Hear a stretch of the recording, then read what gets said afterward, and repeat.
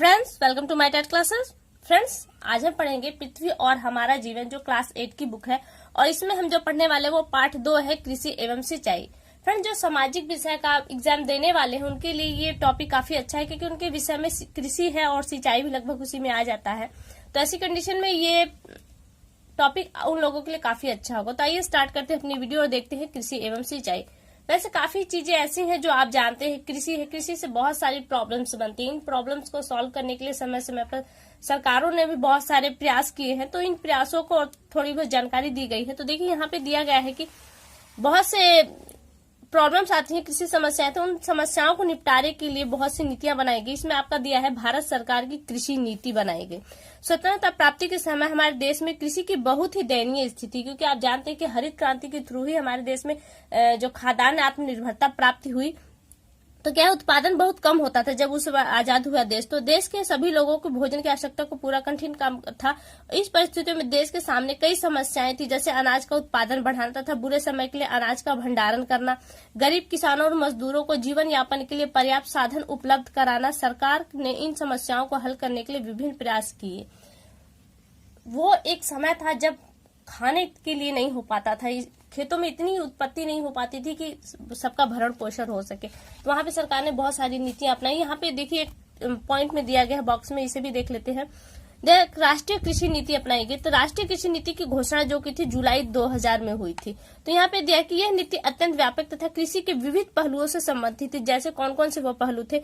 ग्रामीण आधारभूत संरचना को सशक्त बनाना, मजबूत बनाना था, और खेती से जुड़े व्यवसाय को बढ़ावा देना, रोजगार अवसरों का ग्रामीण क्षेत्रों में सृजन, किसानों और खेतीहर मजदूरों तथा उनके परिवारों के लिए उचित जीवन स्तर प्राप्ति की व्यवस्था करना, वर्तमान चुनौतियों का सामना करना, ये उस कृषि नीति के अंतर्गत रखा गया था।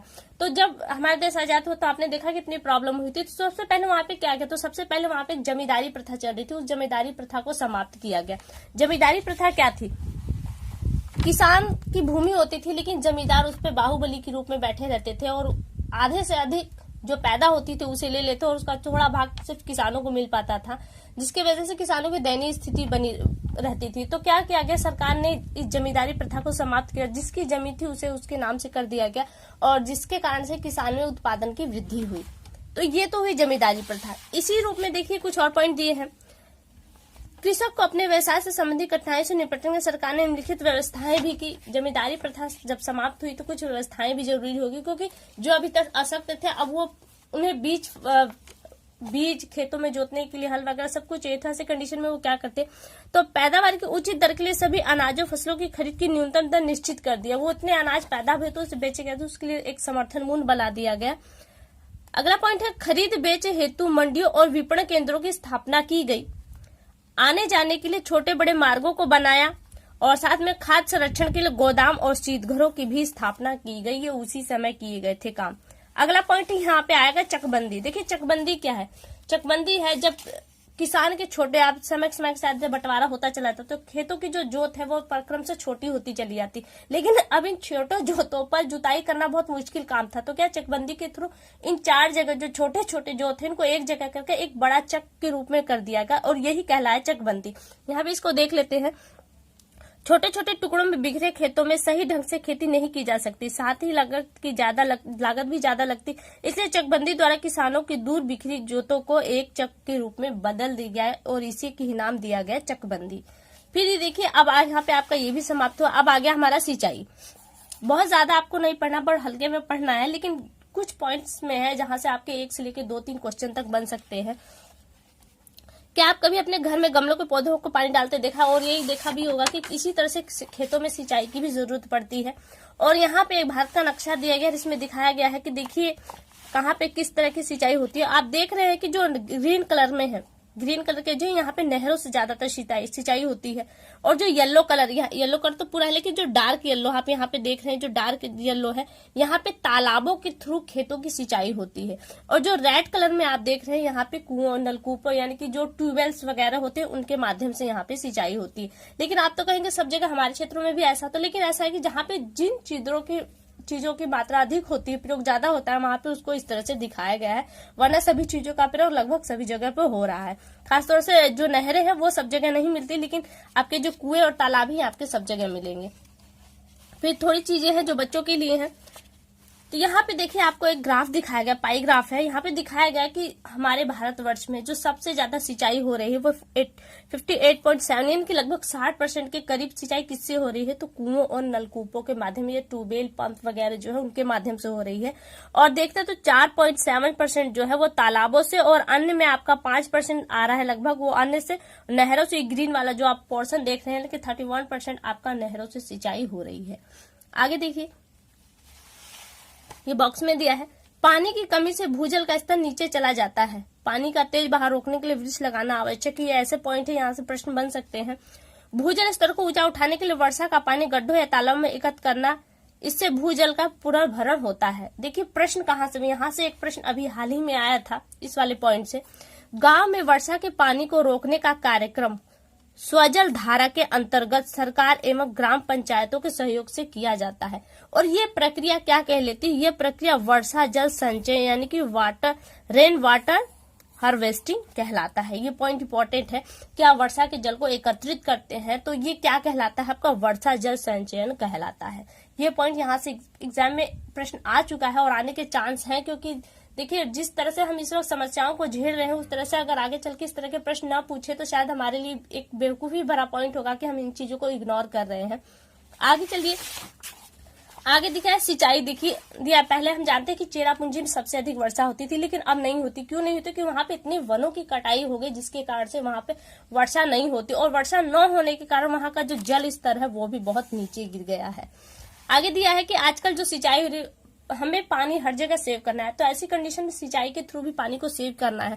तो यहाँ पे दिया आजकल जो सिंचाई हो रही है पानी को बचाने के लेकर, तो वहां पे ड्रिप विधि यूज होती है यानी कि टपक विधि, और दूसरी है स्प्रिंकल यानी कि छिड़काव विधि। ड्रिप विधि कहाँ यूज होती है, बागवानी फसलों में ड्रिप विधि यूज होती है, जहाँ पे हम पेड़ों को एक क्रम से लगाते हैं। तो यहाँ पे ड्रिप विधि यूज होती है, वहां पे पानी क्या होता है, पानी को बूंद बूंद पेड़ों के पास गिराया जाता है। और दूसरा है स्प्रिंकल विधि। स्प्रिंकल विधि है जो खाद्यान्न फसलों में प्रयोग किया जाता है, जहाँ पे हम बीजों को बिखेर के बोते हैं, जैसे गेहूं मटर इत्यादि फसलें हैं, तो यहाँ पे स्प्रिंकल पद्धति द्वारा सिंचाई की जाती है। फिर दिया है कि सिंचाई पद्धति में सिंचाई में पानी का कम खर्च हो इसलिए और अच्छी फसल हो इसलिए इन दोनों विधियों का प्रयोग किया जाता है। फिर देखिए आपका आता है हरित क्रांति। वर्ष 1966 से 67 के मध्य में हरित क्रांति प्रारंभ हुई थी, और मैं बता दूं आपको हरित क्रांति हमेशा पंचवर्षीय योजनाओं के अंतर्गत रखी गई, तो इसी से हमारे देश में अन्नोत्पादन में वृद्धि होती और देश आत्मनिर्भर हुआ था। और क्या कि इसमें क्रांतिकारी परिवर्तन, इस कार्यक्रम के उद्देश्य थे अच्छे बीज, खाद, सिंचाई तथा आधुनिक यंत्रों के प्रयोग द्वारा कृषि उपज में तीव्र गति से वृद्धि करना था। इसे ही हरित क्रांति कहा, यानी कि इन चीजों को प्रयोग से जो विकास हुआ खेतों में उसे ही हरित क्रांति का नाम दिया गया। अब आगे देखिए हरित क्रांति में थोड़ा सा ये भी देख लेते हैं बॉक्स में। उस वक्त की बात है, अभी हम रासायनिक खादों का प्रयोग करें, इस पे रोक लगाया जाता है, लेकिन उस वक्त था कि रासायनिक खादों का प्रयोग कर गेहूं फसल उत्पादन में वृद्धि हो ताकि देश आत्मनिर्भर बने। तो यहाँ पे इसका ये पॉइंट देखिए, रासायनिक कीटनाशक उर्वरकों के प्रयोग से पैदावार बढ़ी है, लेकिन इसका प्रभाव लंबे समय तक बना रहता है। भोजन चक्र में जिस प्राणी द्वारा इसका प्रयोग किया जाता है यह रसायन उसको प्रभावित करता है। डीडीटी का प्रयोग चारे के माध्यम से गाय तक, फिर उस गाय के दूध के माध्यम से पीने वाले प्राणी तक पहुंच जाता है, जिससे इसमें से कुछ रसायन ऐसे हैं जो घातक बीमारियों को जन्म देते हैं, जो हमारी रोग प्रतिरोधक क्षमताओं को कम करते हैं तथा मिट्टी और जल स्रोत को प्रदूषित करते हैं। यानी कि ये हमारे लिए कितने, हरित क्रांति के थ्रू इनका विकास तो जरूर किया लेकिन हमारे स्वास्थ्य के लिए भी काफी हानिकारक है। आगे दिया हरित क्रांति की कुछ मुख्य बातें यहाँ पे दी गई हैं। इसमें अधिक उपज के लिए सुधरे हुए अच्छे बीजों का प्रयोग उस वक्त किया था। तो वहां पे देखिए, यहाँ से जो अगर प्रश्न बनता है वो आपसे एक किस्म का नाम देकर पूछेगा, ये गेहूं का है या धान का है या मक्के का।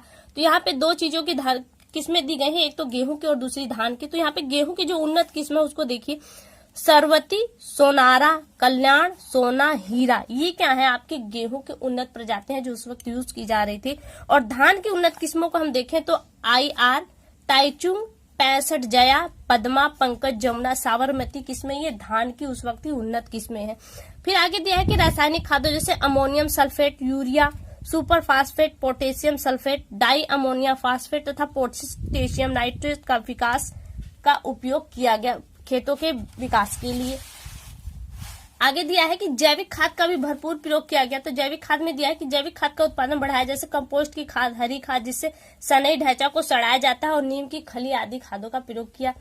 फिर दिया है बॉक्स में दिया है, ये इंपॉर्टेंट पॉइंट है, खेती के लिए जैविक खाद सर्वोत्तम खाद होती है, ये एक बॉक्स के रूप में बताया जा रहा है। फिर आगे दिया है कि रासायनिक कीटनाशक दवाओं का प्रयोग करना, फसलों की सिंचाई के लिए नलकूप, नहर, तालाब आदि का कार्य किया गया, ये उस समय की बात चल रही है। कृषि यंत्र जैसे ट्रैक्टर, थ्रेशर आदि का प्रयोग करना, इन सब के प्रयोग द्वारा उत्पादन बढ़ाने का प्रयास ही हरित क्रांति है।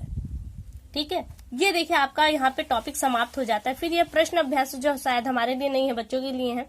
यहाँ से हमें जो लिए जो इम्पोर्टेंट बनता है वो दूसरा है। यहाँ पे जो कुछ उन्नत किस्मों के नाम दिए गए हैं, आपको छांटना है कि कौन सा गेहूं है, कौन सा चावल, और यही प्रश्न आपके एग्जाम में भी आ सकता है। एक किस्म का नाम देगा और पूछा जाएगा ये गेहूं की किस्म है या फिर चावल की, या मतलब 2 ऑप्शन और रहेंगे उसी में। तो देखिए पहले आपका दिया है कि सरवती, सोनारा, आई, तार, चंग, 65, कल्याण, पद्मा, पंकज, सोना, जमुना, रमी, हीरा। तो इसमें हमने अभी सिर्फ 2 ही चीजों के देखे थे, एक तो गेहूं का, दूसरे चावल का। तो ध्यान दीजिएगा, मैं बता रही हूँ।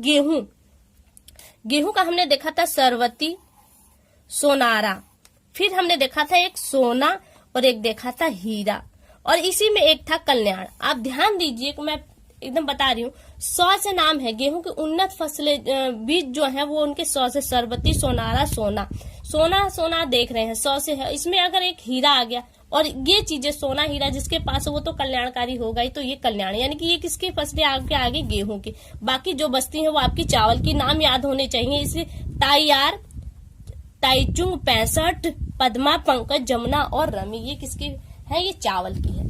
आगे सही गलत है, इन्हें देख लेते हैं। जमींदारी प्रथा में खेतीहर मजदूरों को बहुत कम हिस्सा देता था, सही बात है, इसीलिए तो किसानों का बहुत ज्यादा हनन हो रहा था, ये पॉइंट आपका सही बना। फिर आगे दिया है खाद संरक्षण के लिए शीत घरों का निर्माण किया गया। खाद ये इसीलिए बनाता है ताकि हम फसलों को सुरक्षित रख सके। फिर चकबंदी में किसान के खेत अलग बिखेर दिए जाते थे, नहीं, चकबंदी में जो किसान थे उनके खेतों को एक जगह इकट्ठा कर दे, बिखरे हुए खेतों को इकट्ठा किया जाता था। अगला पॉइंट है उत्तर भारत में नहरी सिंचाई का प्रमुख साधन है, ये तो सही बात है।